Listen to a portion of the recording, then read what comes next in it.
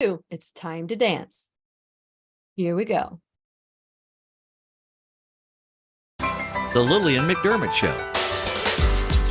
We love, we fear, bridges we burn, we make mistakes, then we live and learn. When life gets tough, and it seems like your best ain't good enough. If you're in need of hope, you know where I'll be right here. Right here, and when you need a friend, you can count on me. I'll be right here, waiting for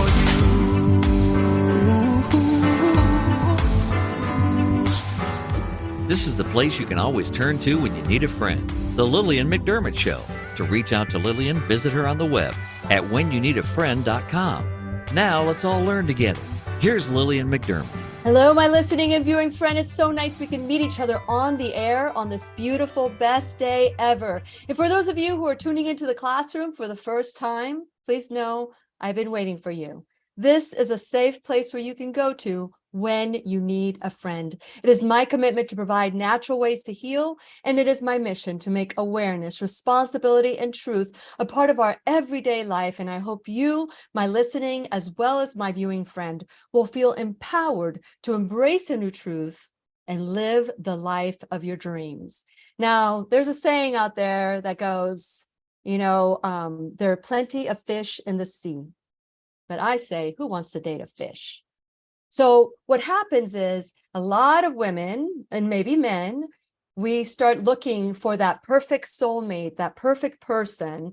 And some get so desperate that they settle. Some just don't know what they're looking for because they don't know who they are. Some can't figure out how to create what they want. As a certified life coach, I help a lot of people do that. However, it's not my primary role to find you a mate. And I'm so excited because I ran across a gentleman named Marc Katz. He's been helping women, not just give them a fish, but he's helping them learn how to fish. And so today we're going to be talking about how can you be single and know what you want and not have to settle. And since that is our sole purpose in life, to give and receive love and knowledge, I am grateful that Marc Katz is here to do just that. Marc Katz, here we go. Oh, I'm sorry, I said it backwards. Marc Katz. So here we go. Where are you, Marc? Where are you? There you go. You were just waiting for keep on doing the Marc thing. I'll let you know, I was on the Today Show. Al Roker called me Eric. So you're in really good company. I'm in good company there, right? So welcome, Evan. Thanks because you said we could call you Evan, and I kept thinking Marc. I kept, why wasn't Marc on there? So anyway, welcome. I'm so grateful that you're here. Thank you for having me. I'm looking forward to it. Yes.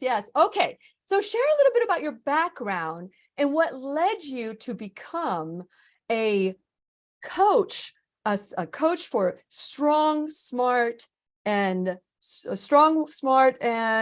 what is the other? Successful. That's it. Women. I'm a writer. I moved to Hollywood when I was in my early 20s. I wrote a dozen screenplays, 15 sitcoms. I had agents and managers. I was in the top 3 of Matt Damon and Ben Affleck's Project Greenlight contest back in 2000, and I made no money whatsoever.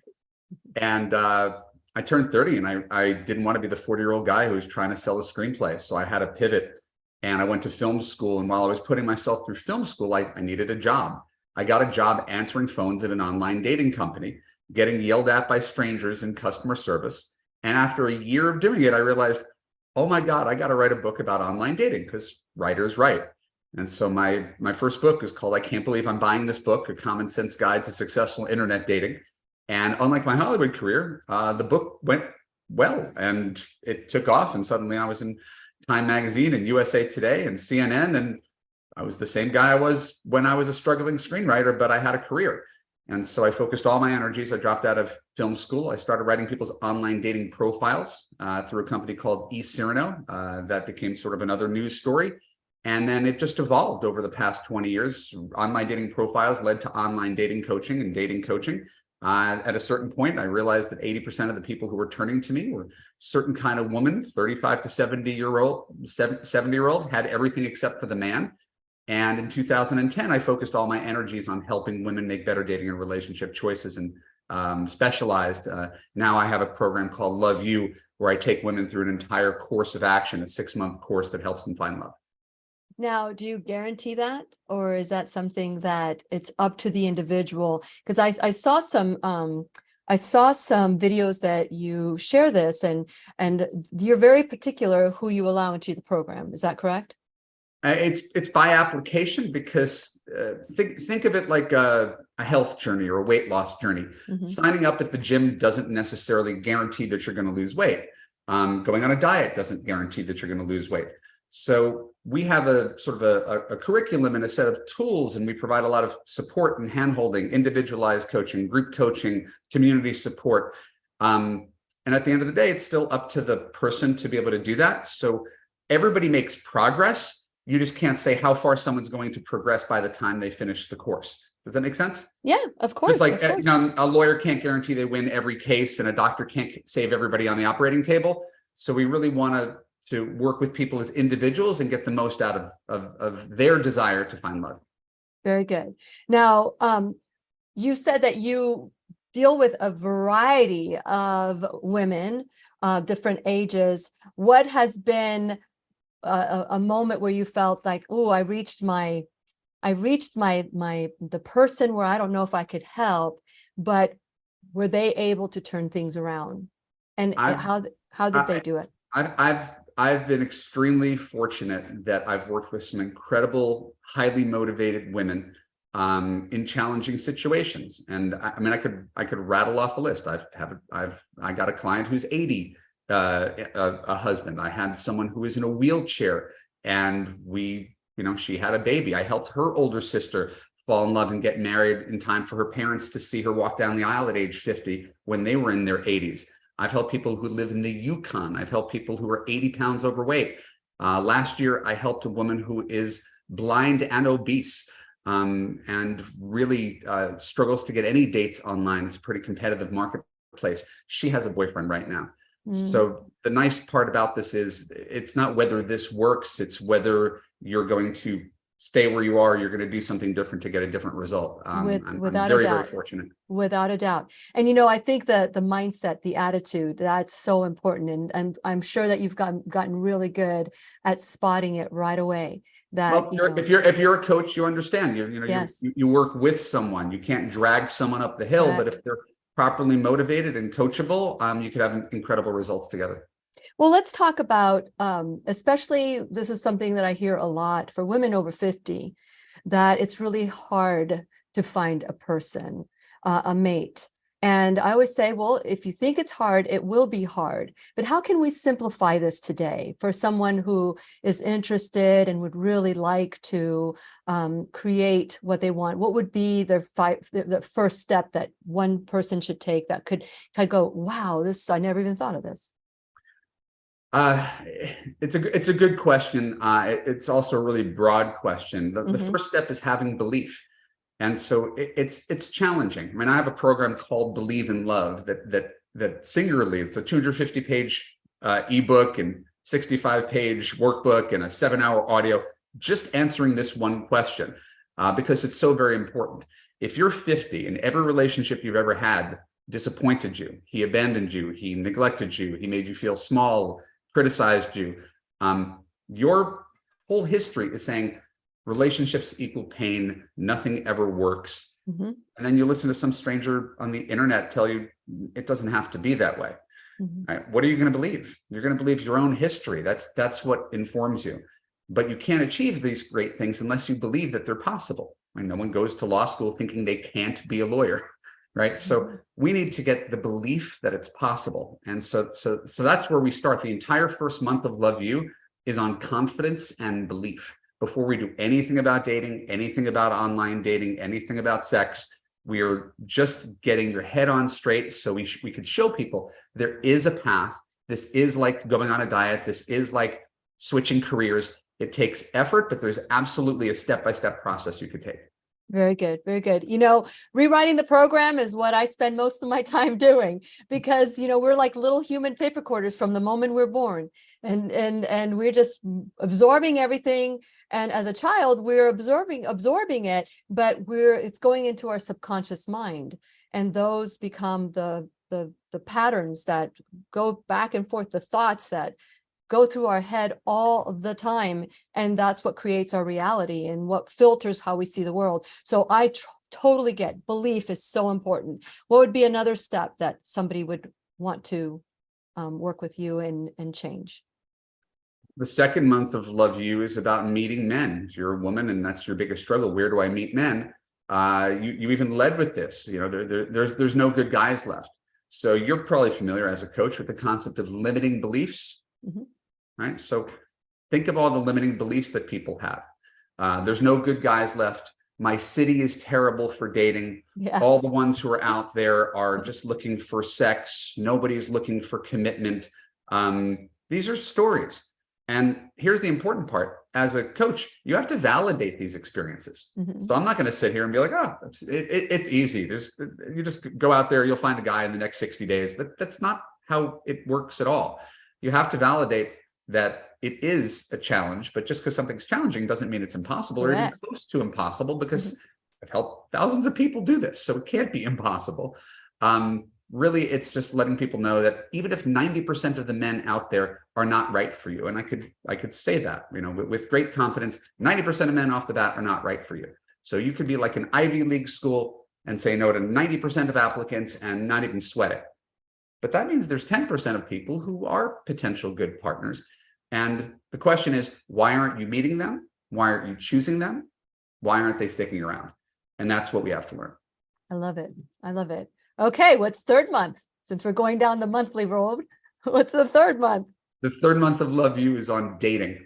And dating is the time between when you meet someone to when you determine whether you're going to be a couple, boyfriend, girlfriend. And that's usually where the most mistakes are made. That's where the most things can go wrong. Yeah. Everybody's had a crush on someone. Everybody's gone on a great first date that didn't result in a second date. Everybody slept with someone who didn't call them the next day. So we've tried to put together best practices to help people navigate this really tricky time. And it's very tactical. It's very tangible advice. If he does X, I do Y. If he does Y, I do Z.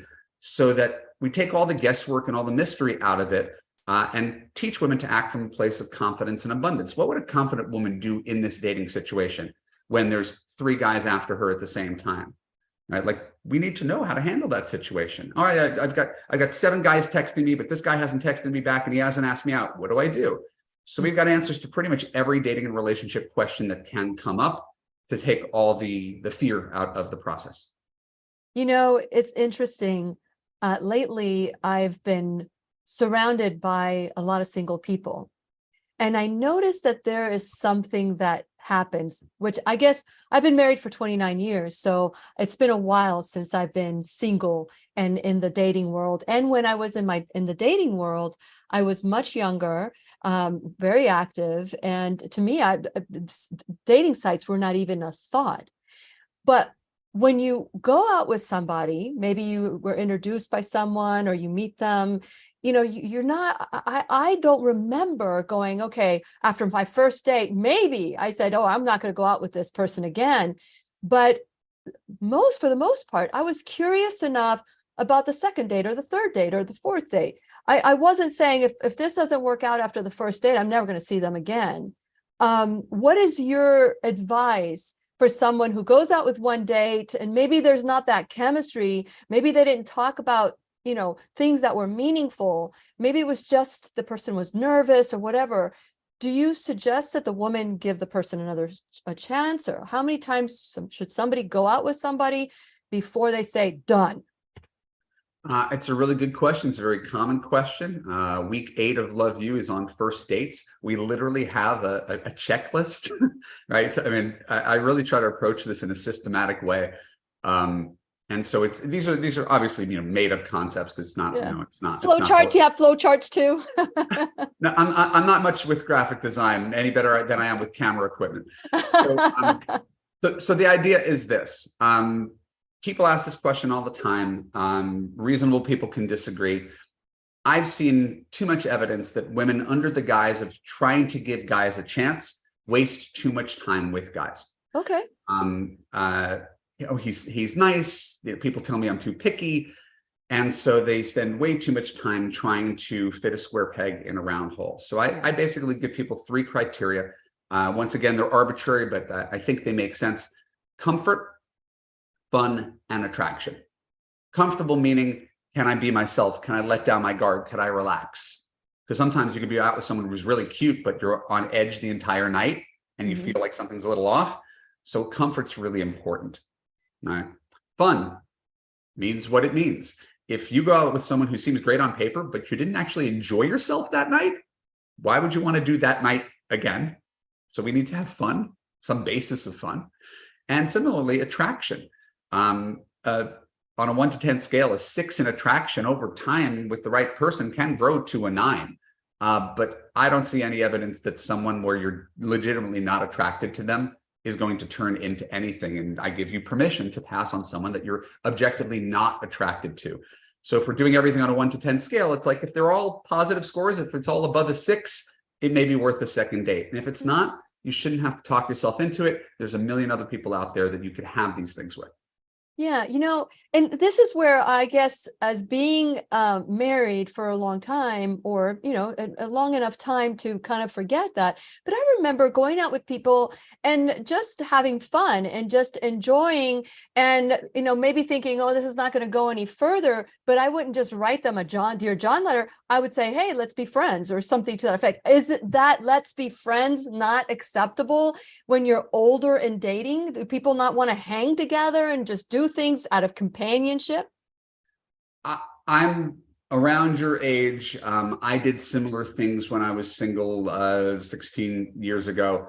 I don't think it's the same world exactly, and I don't think it's that practical.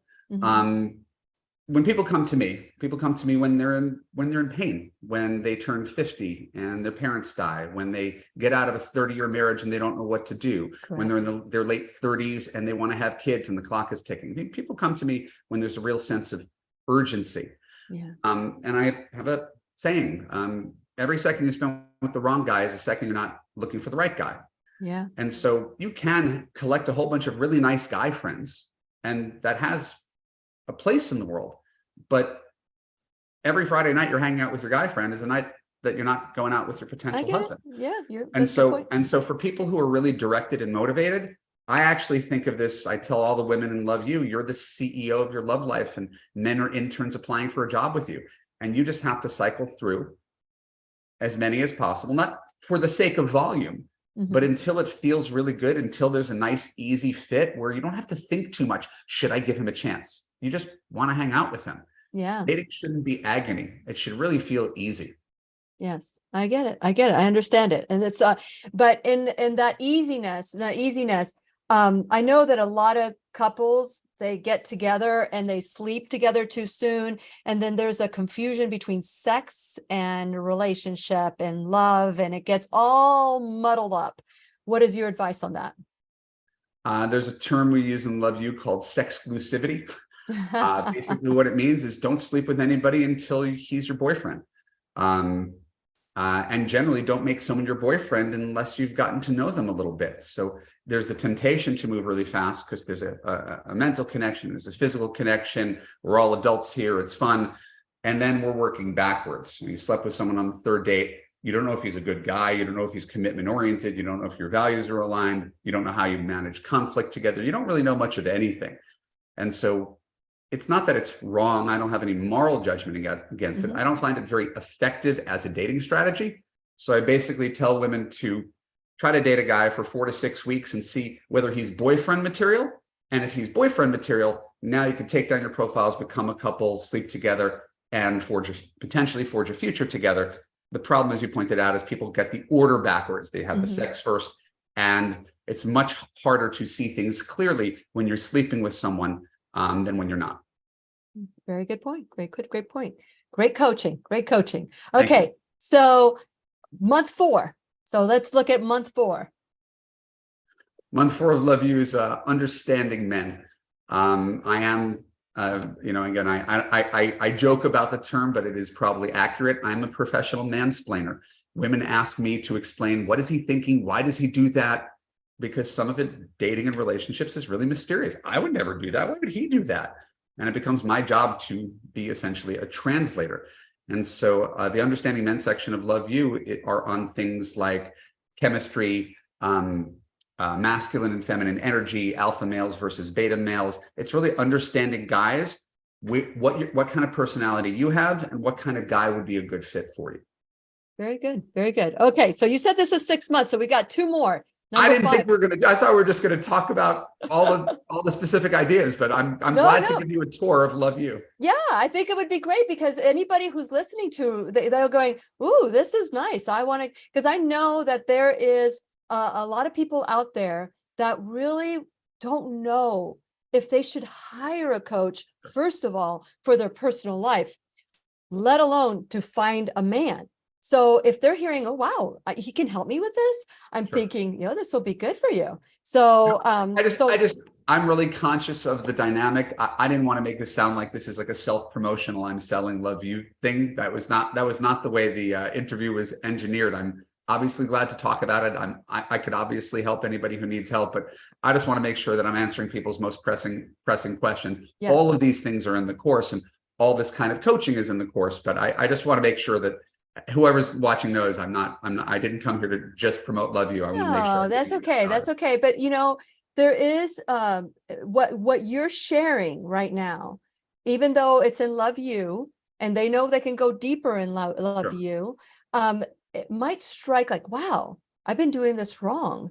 I've been sleeping with this person before I get to know them. Oh man, I haven't been going out there. I have not been putting myself out there, and they still don't know how to put themselves out there. So I think you can help with that. That's actually the best argument you can make is, it's not that lots of people obviously found love without the help of a professional, but that's sort of what professionals are for. I've got someone in my backyard who's redoing the landscaping. I can't do that. If I've got a problem with my camera, my computer, I'm going to hire a professional. So what's more important than love in the world? And why are we so hesitant to do something, to make an investment in what may be the most important thing? Everybody has some story about, no one dies saying, I wish I worked more. Harvard longitudinal study, over 75 years, talks about the most important thing in life to people is love. And so people tend to compartmentalize. We just focus on our work and our friends and our hobbies, and we just say, I'm fine without it. But you can really thrive, as any happily married person will tell you, you really thrive when you have someone who's with you, who's a witness to your life. And you don't have to be this way. You don't have to be this way in 1 year, 5 years, 10 years. So that's why people reach out to folks like me. Well, I think it's wonderful. I think it's wonderful. When I think of, and I've coached people, I'm not a relationships coach, but I'm a person. I'm a life coach to help. If this is not working, let's figure out ways that it will work. Sure. But what happens is that our ego keeps us lonely and single and miserable because we want to be right, that it's really difficult to find a mate at a certain age. And so we've got to be right about those things. The belief, like you talked about, the belief system, our limiting beliefs keep us from finding the love of our life. I believe that 100%. It's also a safe solitude, right? I mean, it's basically an airtight plan.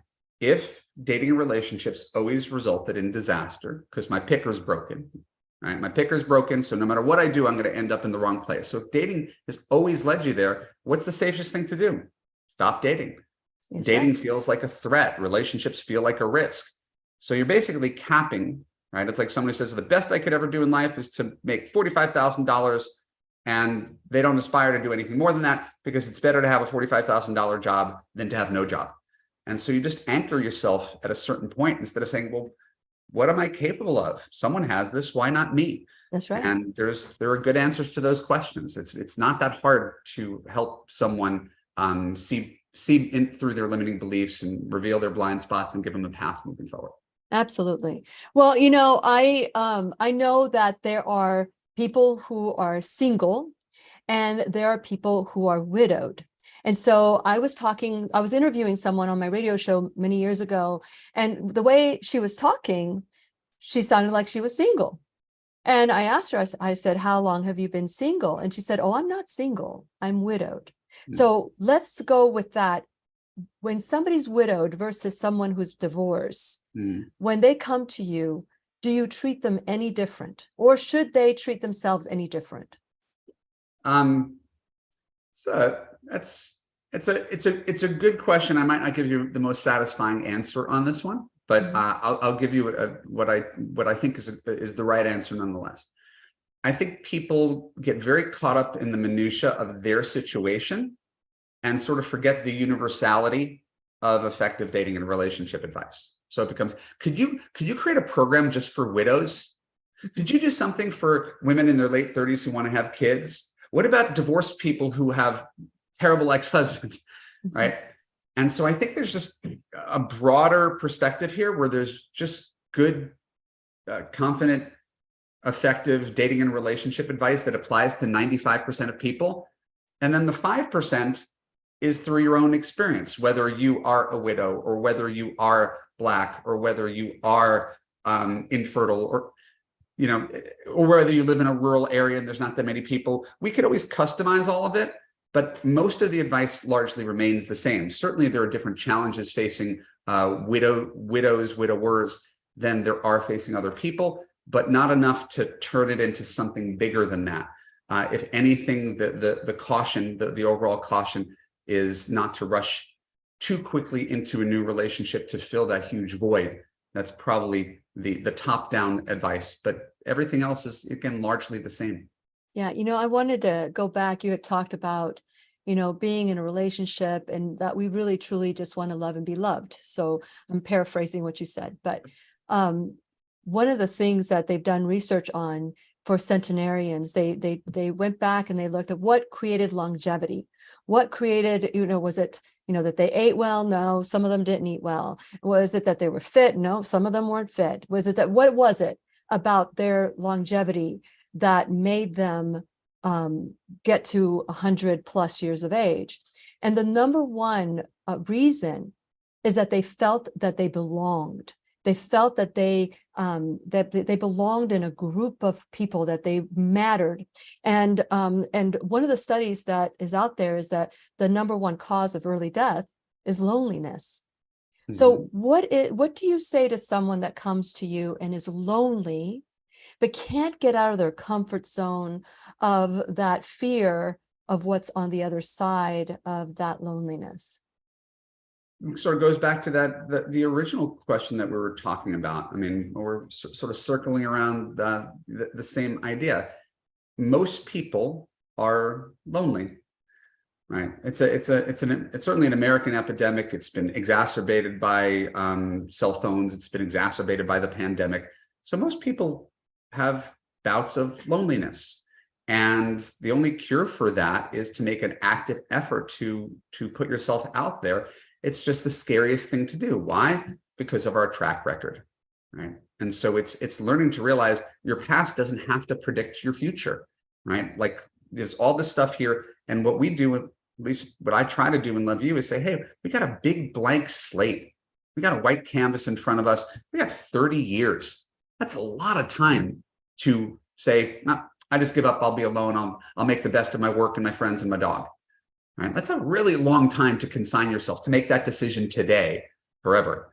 So I think, like almost anything else in the world, if someone like me has a really strong belief, almost an evangelical belief, that love is the most important thing in the world, and whatever it takes to get it is worth your time.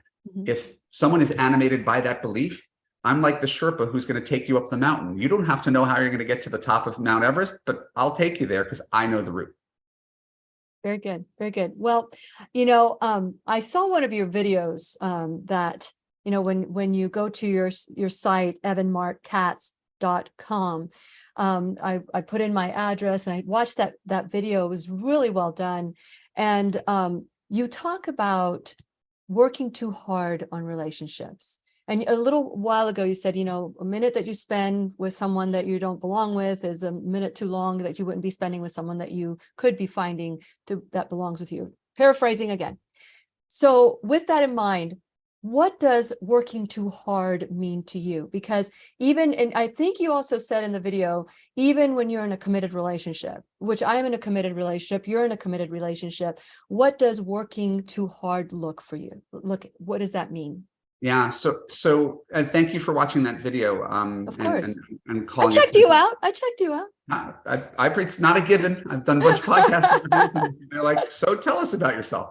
No. So yeah, this video, if you go to www.evanmarckatz.com/apply, put in your name and email address, you could watch the video that Lillian's alluding to.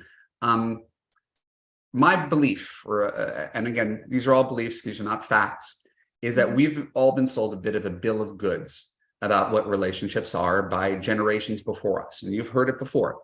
Relationships take work. Hasn't everybody ever told you that? Right? Like, that's the going story. Relationships take work. Sure.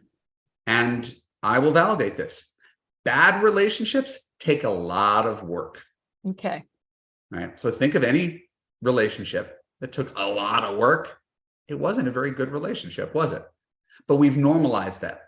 So people stay in unhappy marriages for 25 years. Relationships take work. We're doing it for the kids. The kids are miserable. They're watching their parents fight. Families dysfunctional. We're doing it for the kids. So I come from the opposite perspective. Right? My belief is that good relationships are easy. Now, does that mean they don't take effort? Oh, everything takes effort. Showing up at your day job takes effort. Going out every weekend and watering your garden takes effort. But that's different than the work of like being a coal miner where you're kind of under constant assault. So in a good relationship, it's like 90% easy and then 10% is negotiable because you're two different people with two different needs and you have to, compromise and work with your partner to make sure both of you are consistently content. But I talk to people who relationships are less than 50% good. I got a client the other day. I asked her to assess her 30-year marriage, right? When she really kind of got in there, because it's hard to admit these things. She's like, I don't know, less than 10% of it was good. Right? Family vacations, holidays, but the rest of the time she was miserable. What's the point of preserving that relationship? Mm-hmm. So if we work backwards and say, hey, good relationships should feel easy. It should be a lack of anxiety. It shouldn't be so much stress. Let's talk about us. Where is this going? Right? The silent treatments and the breaking up and the making up. Oh God, it's just tiring. Think about every other relationship in your life. Think about your best friend. Think about the best job you ever had. Did it feel like work? So I'm trying to denormalize this idea that relationships take work and work backwards from the idea that good relationships are in fact easy. And if your relationship isn't easy, you should probably find a better relationship. I agree with the average. I always ask when I'm coaching couples, when I always ask individually, what percentage of your relationship is good? And I just recently was coaching a couple, well, one of them at the time, and they were like ready to call it quits. And I asked them that question and they said 90% good, 10% bad. Huh. And I said, if I came to you and I said, I'm thinking about going into business and I have 90% success rate or chance of success, what would you advise me to do? And then they said, well, you should do it. And I said, okay, so let's focus on the 90% and less on the 10%. I mean, does that make sense to you, Evan? I mean, it does. Now, again, we could play devil's advocate and we could say, well, the 10% outweighs the 90%, right? The 10% is that he cheats on me. The 10% is that he physically abuses me. Well, right, then it's obviously a lot worse. It's a deal breaker. Yeah, those are deal breakers. But to our respective points, we're not talking about, breaking up all relationships, throwing out the baby with the bathwater, the first hint of trouble that people should, not talk through things. I'm saying just on a day-to-day basis, it shouldn't feel like a struggle because you're on a team, you're working together, you're with your favorite person. It should be your best friend, and you're solving life's problems together instead of something that's consistently adversarial. And so I don't want people to stay in adversarial relationships. I want you're better off being single than being in a relationship that drains you or drags you down. Yeah, that's true. Well, that's why rewriting the program is so important. And that's what we do with me. I'm going to take a little break here and talk about whenyouneedafriend.com, because whenyouneedafriend.com, this is where we take 100% responsibility. I believe that we create everything in our life. 100% of everything that you're surrounded with, you've created it. You've created it or co-created it, depending on your spirituality. And so when you look at everything that you've created, the beauty of it is that you can uncreate it. And this is why going to a relationship coach or a certified life coach, whatever, certified coach is so important when you can't figure it out on your own. And even if you just want to tweak things just a little bit, go to whenyouneedafriend.com. And while you're there, please subscribe. If you're a subscriber, you already have Marc Katz's information. You just click on his name and it takes you to his website.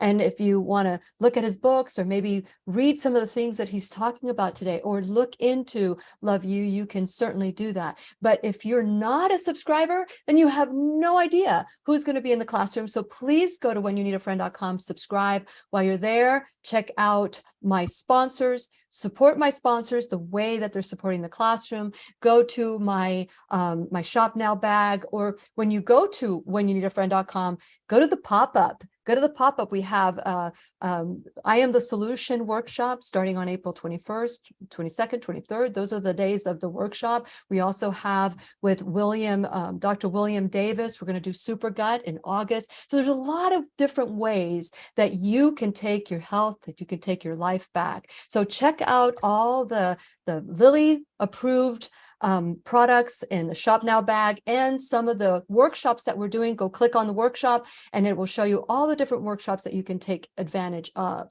And last but not least, you can become an enrolled student in the classroom. So if it's $1 or $1,000 a month or a one-time donation or whatever you can do, your time, your talent, your treasure, all of it is appreciated. And so and another thing that you can do is just share this video. Share this video with everybody you love, because we are much greater than whatever is out there trying to cancel this wonderful information that you are enough, that you are enough to figure things out, and that you can use some of the tools that are being offered to you to help yourself, or you can just join and say, oh, you know what? I need a little bit of help. Give me these tools, show me these tools so that I can make the best of my life.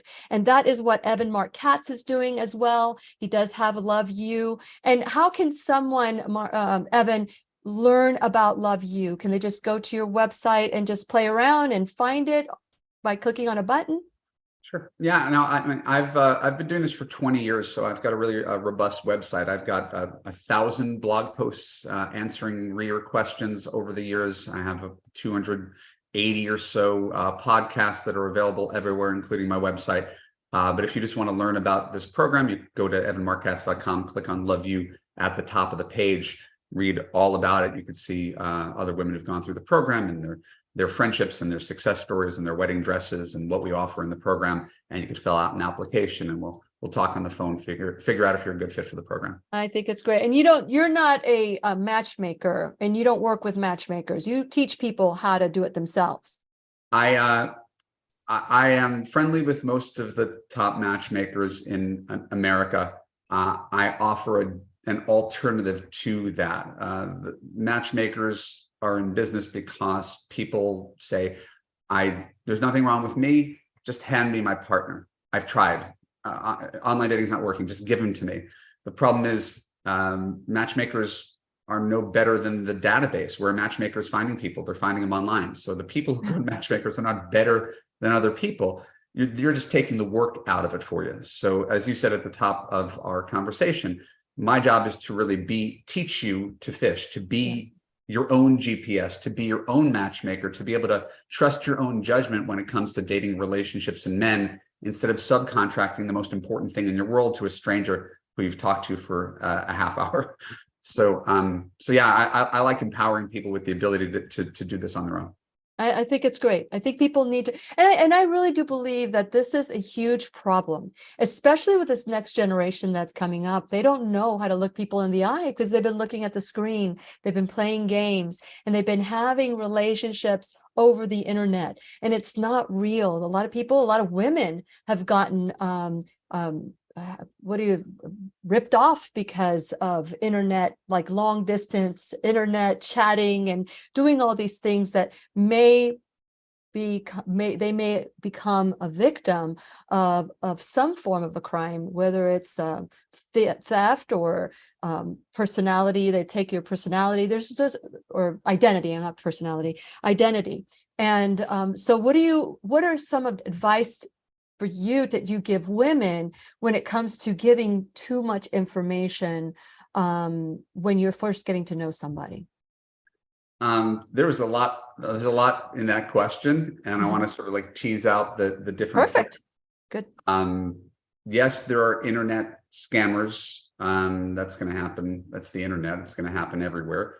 For the most part, it's pretty easy to avoid an internet scammer. Just don't send anybody any money, and you're going to be fine. I'm like, really?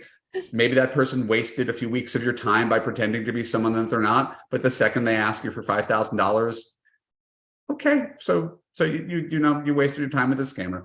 So you can never be scammed if you don't actually give anybody money. You're right. It's not online dating is not an unsafe medium, right? There's millions of people who are doing this successfully, safely. 40% of all marriages start online, and that number is probably going to be going up the next time they do a recount of it. My first book was about online dating. My sister got married from online dating. My wife's best friend got married from online dating. So I don't want to perpetuate a greater level of fear about online dating, nor about giving information about yourself. The truth is, if you want to differentiate yourself from other people online, you have to give information about yourself. It's marketing. You can't just be Acme brand. I'm going to put no identifying information about myself in my profile. I'm not going to say anything interesting about myself in conversation because I'm so afraid of being scammed. The only way you're going to get anywhere is if you reveal yourself and if you're specific and authentic. And so I choose to live from a place of trust rather than a place of fear. I agree. But that's what you hear the most of. And that's what causes other women, when they hear these stories, to say, oh, that's not going to be for me. But you're right. You can't be scammed unless you're sending the money yourself. But people get so emotionally connected that they need to know that that is a huge red flag. Anyone that you just met should not be asking you for money. Right. I mean, yeah, but to me, that's like such a small part of certainly my work and dating and online dating. It would be like talking about the travel industry in terms of the number of planes that crash. Like there's so much more to talk about travel than the number of planes that crash. Yes. But if that's where your focus is yes, there was a plane that had 216 people that went down in Malaysia. Well, if that's your focus, you're going to be pretty petrified of getting on a plane instead of look at all the world that I have the opportunity to see. So to me, dating there's this whole wide world of people that are available to you that you would not meet in real life. And you have access to all of them. You get to sample and be selective and enjoy being courted and the possibility of love and a future. Why get too ground in the worst case scenario happening? I agree. I totally agree. I'm just asking the questions for people that are fearful, where they need to know that these are what you focus on is what you create. So now let's move on to the person has got a date. I know some people are afraid of revealing too much about themselves. And I know that when I met my husband today, I was tired of guys becoming exactly what I was looking for. And they would ask me questions. I was an open book. But by the time I met my husband, and not that I ever thought I'd get married, I just asked them a lot of questions. And I asked him a lot of questions, not them, him a lot of questions. And I didn't want him to really know me because I got tired of dating guys that became what they thought I wanted them to be. But that doesn't last very long. And so what kind of conversations do you encourage when it's your first time, like getting to know each other? That's a really interesting question. And again, I first of all, I want to thank you for having me on your show and being open to this kind of dialogue. I definitely don't want to criticize the host and her dating skills. I wouldn't date certainly in the way where you're going in and asking a whole series of pointed questions to learn about someone. That's kind of like being an investigative reporter and you sit down with him. And again, maybe this is not about you, but it's a very common thing. Women don't want to get hurt. They don't want to waste their time. So then their dating persona is, I'm going to ask you a bunch of tough questions and figure out what's wrong with you and where you're going and whether you have money saved and whether you're looking for marriage. Oh, no. I'm going to disagree there. I did not ask tough questions. I just asked questions about who they were. But I think that makes the greater point. Why turn this into anything other than any other conversation? When you sit next to a stranger on an airplane, get back to the airplanes. You sit next to a stranger on an airplane. Hey, what are you reading? Business or pleasure? You're just having a conversation and there's no agenda. That's the whole point. You remove the agenda. You remove the fear. You're just talking to someone. It takes all the pressure off of it because you're not trying to figure things out. It's just a natural curiosity that you have. So once we sort of take the pressure of dating off of dating, we can actually be our more human selves, the way you can have a great conversation with a stranger on an airplane and pour out your heart to her. Does that make sense? No, absolutely. That makes sense. But for me, what I did at that time was ask questions about their character. And it wasn't like, tell me who you are. No, it wasn't like that. It was both. I felt that I wanted to be on the driver's side, as opposed to waiting for them to ask me a bunch of questions and me not ask them questions. So I wanted someone who was genuine. And I was asking questions that showed me their character more than anything. I would have never asked, what do you do for a living at that big, like I would ask, where are you from? What's your relationship with your parents, type of thing, because those are questions that were important to me. But what I found when I was younger, and now dating is totally different today, I didn't want to date somebody that became who I was, that they thought I wanted them to be. So I wanted to make sure that I asked the questions that were important to me in conversation with them, because authenticity was important. I didn't want someone that was looking to become my mini me.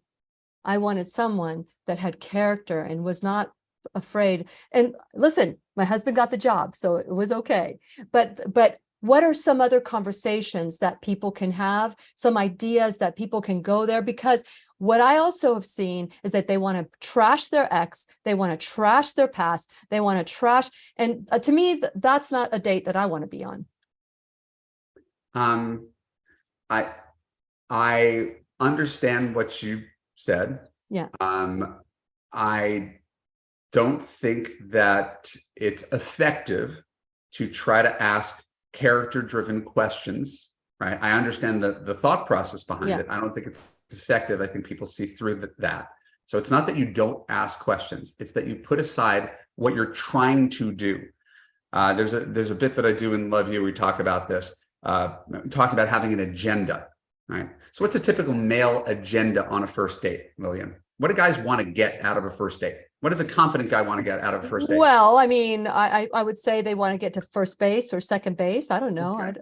And what's an insecure guy want to get out of a first date? A second date. Great. So you answered the questions perfectly, right? Bravo to you. Here's the problem. The insecure guy who just wants to impress you enough to get a second date. What does he do? Is everything okay? Are you having fun? How am I doing? Am I going to see you again? Right? He lowers himself. He tries so hard to impress that he's inherently unimpressive. His agenda fails him. Similarly, the guy who's trying to get action on the first date, too aggressive, he's got his arm around you, he's feeding you an extra drink, he's asking you about the craziest thing you've done in bed. He's not achieving his agenda either. His agenda is too transparent.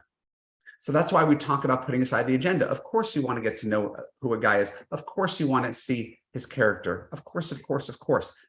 Put that aside.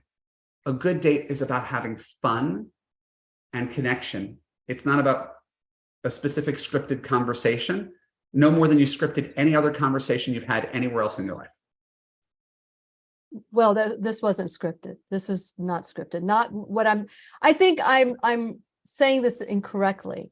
It was a conversation, but I was listening, and more than talking, I was listening more than talking, because sometimes people can sell themselves too much and talk too much. And that gives people, the other person, an idea, oh, this is what I need to do to get into their pants, or is this what I need to do? This is what I need to say. Oh, I can agree and agree. It was a 3-hour lunch, by the way. We had a lot of fun.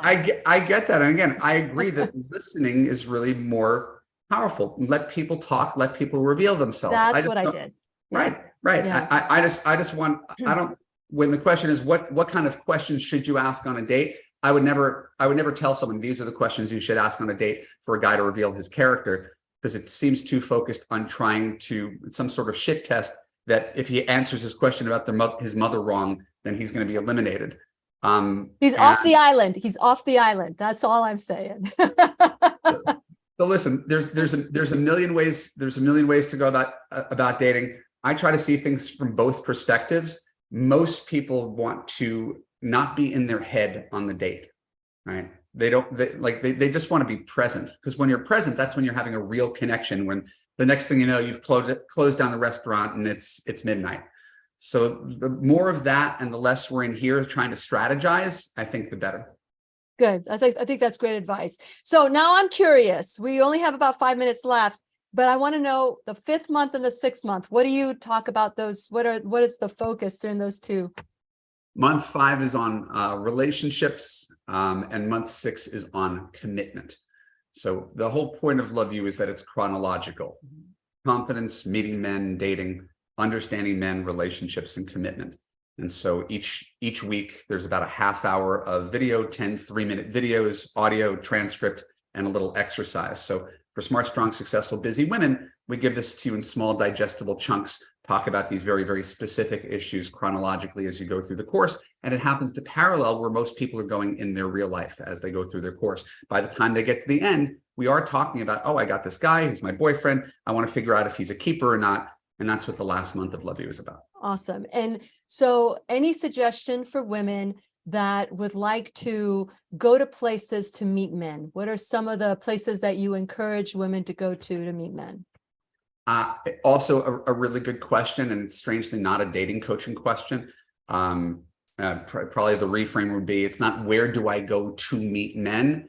It's who am I being that's going to make men be attracted to me?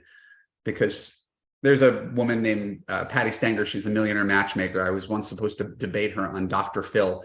And the producer, I said, well, what are we going to be debating? And she's like, well, one of Patty's sayings is, if you want to meet a lawyer, stand outside a courthouse. Oh, boy. I was like, so if you want to meet men, stand outside the men's room? I mean, like, that's not advice. It's just like, that's not advice. Where do I go to meet men? But that seems to be most people's question. Men are everywhere. The good ones are interspersed with the bad ones.